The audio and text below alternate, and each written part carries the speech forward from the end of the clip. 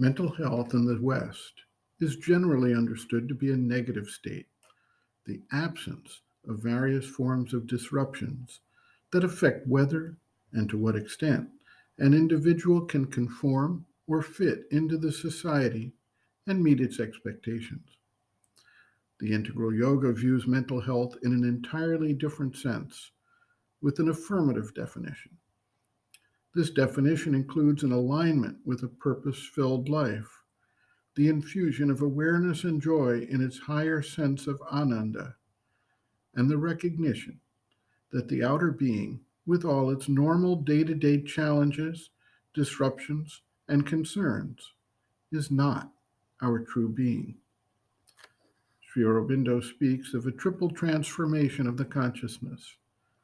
The first stage of this transformation is called the psychic transformation, whereby the psychic being, the true soul in man, comes forward and takes control of the outer instruments of body, life, and mind, and harnesses them for its higher purpose in the evolutionary development of consciousness.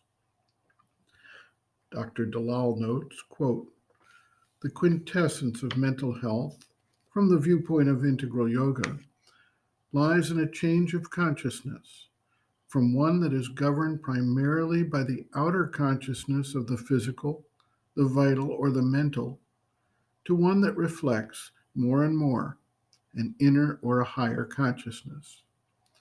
It is only by such a change of consciousness that one can be freed from psychological disturbances which, as elaborated in the preceding pages, are an inherent part of the ordinary physical, vital, and mental consciousness in which we live most of the time.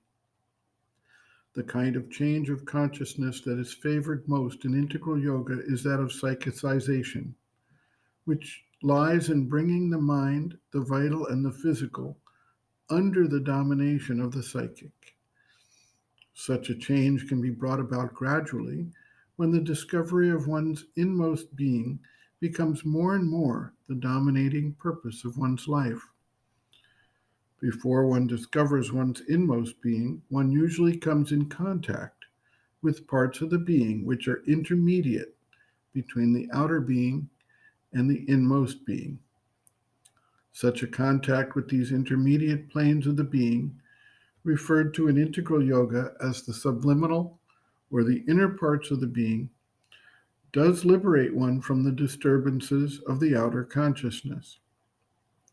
However, it is only by psychicization that one can not only free oneself from the influence of the disturbances, but also transform the outer consciousness so as to rid it altogether of all disturbances and establish an immutable state of positive mental health." End quote.